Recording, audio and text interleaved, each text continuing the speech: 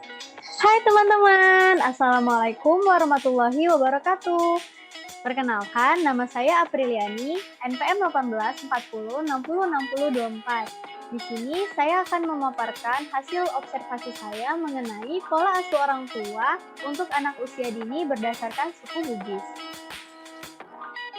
Di sini saya akan menjelaskan ada 6 materi. Yang pertama ada uraian suku, yang kedua ada deskripsi masalah, yang ketiga ada pola asuh dalam keluarga Bugis, yang keempat teori pola asuh, yang kelima kaitan dengan teori, serta kesimpulan. Yang pertama itu adalah uraian suku. Suku Bugis atau Ugi adalah suku yang tergolong ke dalam suku Deutero-Melayu atau Melayu Muda. Masuk ke Nusantara setelah gelombang migrasi pertama dari daratan Asia, tepatnya Yunan. Kata Bugis berasal dari kata Tou Ugi, yang berarti orang Bugis. Penamaan Ugi merujuk pada raja pertama kerajaan Tiongkok.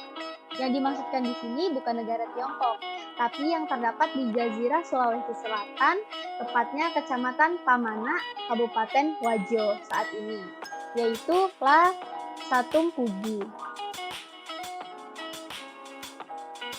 Kemudian ada bentuk masalah. Di sini saya akan memaparkan 2 bentuk masalah yang saya peroleh dari hasil observasi terhadap anak usia dini dan pola asuh yang diberikan oleh orang tua mereka.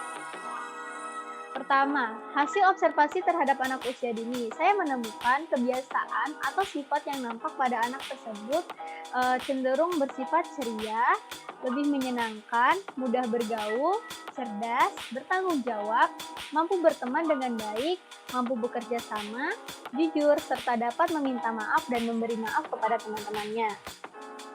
Selanjutnya, saya mengobservasi juga terhadap pola asuh yang diberikan oleh orang tuanya kepada anak tersebut. Saya menemukan orang tua tersebut memberikan pola asuh seperti mampu bekerja sama dengan anak, memberikan waktu yang cukup kepada anaknya, memberikan kebebasan serta dorongan kepada anak untuk mengambil tindakan, menghargai dan mengapresiasi setiap keberhasilan yang diperoleh anaknya. Kemudian mereka juga memiliki aturan yang baik dalam menjadwalkan kegiatan anak, meskipun terkadang terlihat seperti overprotective dan terkadang terlihat seperti terlalu membebaskan anak, tapi menurut saya keduanya cukup seimbang. Kemudian ada pola asuh dalam keluarga Bugis. Di sini dalam suku Bugis dikenal adanya pangadereng. Pangadereng adalah sistem norma dan aturan-aturan adat yang dalam keseharian suku Bugis, pangadereng sudah menjadi kebiasaan dalam berinteraksi dengan orang lain yang harus kita junjung tinggi.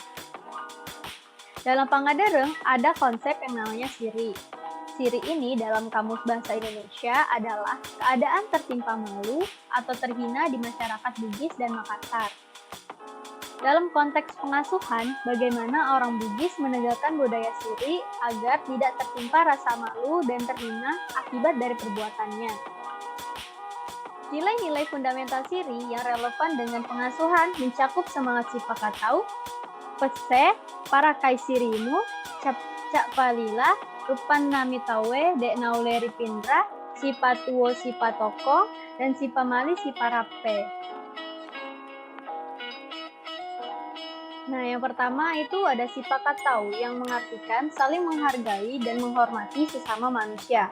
Kemudian ada pese yang mengartikan kesejakawanan terhadap manusia. Kemudian ada para kaisirimu merefleksikan perasaan tanggung jawab dan pengendalian diri.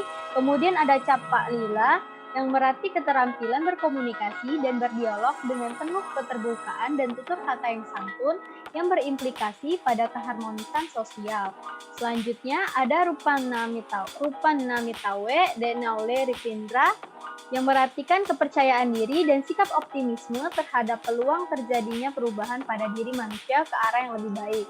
Kemudian ada sipatuo sipatokong dan sipamali siparape yang berartikan saling mengembangkan dan saling menghidupkan. Kemudian ada Pak Jama yang artinya usaha dan kerja keras, dan geteng yang berarti kepercayaan diri, keberanian menanggung resiko, dan adanya kesesuaian antara perkataan dan perbuatan. Selanjutnya yaitu teori pola asuh orang tua. Keluarga merupakan lingkungan sosial pertama bagi anak, di mana anak itu tumbuh dan berkembang, dan di mana anak dapat berinteraksi. Pengaruh keluarga dalam pembentukan dan perkembangan kepribadian sangat besar. Artinya, orang tua memiliki tanggung jawab untuk mendidik, mengasuh, dan membimbing anak-anaknya untuk mencapai tahapan tertentu yang menghantarkan anak untuk siap dalam kehidupan bermasyarakat. Pola asuh orang tua sendiri merupakan cara yang digunakan orang tua dalam berinteraksi, berkomunikasi dengan anak dalam rangka menegakkan disiplin dalam keluarga. Pola asuh juga merupakan suatu pembentukan kepribadian seorang anak. Apabila seorang anak dididik dalam pola asuh yang keras, maka anak juga akan menjadi keras. Karena orang tua merupakan role model bagi anaknya, dan anak merupakan sosok yang sering meniru apa yang dilakukan oleh orang tuanya. Kemudian ada tipe-tipe pola asuh. Di sini terbagi menjadi 3. Yang pertama ada pola asuh otoriter, yang kedua ada pola asuh demokratis, dan yang ketiga ada pola asuh permisif. Di mana di sini ada pola asuh otoriter yang berarti pola asuh ini bersifat menghukum dan membatasi, di mana orang tua sangat memaksakan remaja mengikuti dan menghormati usaha-usaha yang dilakukan oleh orang tuanya. Serta komunikasi yang terjadi itu tertutup, sehingga tidak memberikan kesempatan bagi anak untuk berkomunikasi secara verbal. Ciri khas pola asuh ini diantaranya kekuasaan orang tua dominan, jika tidak boleh dikatakan mutlak. Anak yang tidak mematuhi orang tua akan mendapatkan hukuman yang keras. Pendapat anak tidak didengarkan, sehingga anak tidak memiliki eksistensi di rumah. Tingkah laku anak dikontrol sangat ketat. Kemudian, ada pola asuh demokratis, di mana gaya pengasuhan orang tua ini mendorong remaja untuk mandiri, namun masih membatasi dan mengendalikan aksi-aksi mereka, memberikan komunikasi yang terbuka, serta kehangatan dalam mengasuh.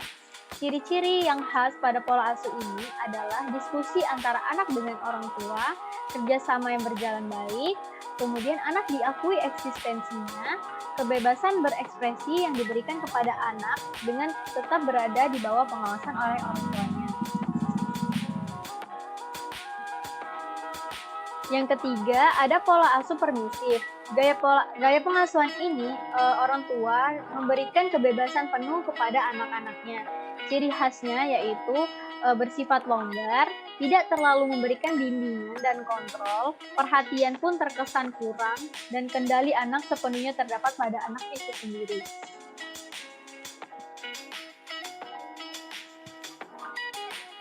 Selanjutnya yaitu kaitan dengan teori. Kaitan teori dan deskripsi masalah. Kaitannya itu berdasarkan teori pola asuh orang tua anak yang telah saya observasi ini menerapkan pola asuh demokratis, di mana terlihat pada hasil pengamatan yang saya lakukan, orang tua ini mampu bekerja sama dengan anaknya, kemudian mampu memberikan waktu yang cukup kepada anak, memberikan kebebasan dan dorongan kepada anak untuk mengambil tindakan, menghargai serta mengapresiasi hasil kerja anak. Nah, hal ini serupa dengan teori pola asuh demokratis, di mana gaya pengasuhan ini juga memiliki ciri-ciri yang kental, yaitu seperti berdiskusi antara anak dengan orang tua, kerjasama yang berjalan dengan baik, anak diakui eksistensinya, kebebasan berekspresi diberikan. Nah, hal tersebut sesuai dengan deskripsi masalah pada subjek yang saya observasi. Selanjutnya, ada kaitan teori dan pola asuh dalam keluarga Bugis. Di sini kaitannya itu berdasarkan teori pola asuh orang tua, pola pengasuhan dalam keluarga Bugis di sini kebanyakan menerapkan pola asuh demokratis. Kenapa? Karena di mana menurut saya nilai-nilai fundamental diri yang banyak relevan dengan pengasuhan itu mencakup saling menghargai dan menghormati, kemudian setia kawan, merefleksikan perasaan tanggung jawab dan pengendalian diri, memiliki keterampilan berkomunikasi, kemudian percaya diri dan sikap optimisme, serta kemandirian.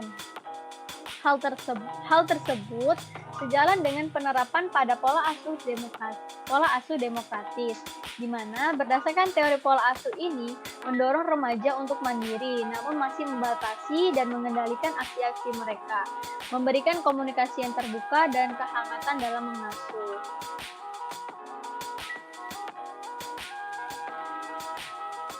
Dan yang terakhir, di sini sampai pada kesimpulan. Nah, pada suku Bugis masih ada yang menjadikan pola asuh tradisional dengan menanamkan nilai siri dalam pengasuhan anaknya. Selain untuk mempertahankan budaya, mereka juga memegang bahwa nilai siri ini setara dengan nyawa. Nilai siri lebih ditanamkan kepada anak perempuannya, karena dalam budaya siri, perempuan setara dengan siri keluarga. Nilai siri diajarkan kepada anak perempuannya sedini mungkin. Hal ini dilakukan agar anak dapat memahami makna siri, sehingga dapat menjaga siri dirinya dan siri keluarga. Dengan demikian, tujuan akhir dengan menjadikan anaknya itu tahu sipakatau, yaitu mulia di mata Tuhan, dapat tercapai. Namun, dalam beberapa keluarga pada masa sekarang ini lebih banyak menerapkan pola asuh yang lebih general atau yang lebih umum seperti pola asuh otoriter, pola asuh demokratis, pola asuh permisif.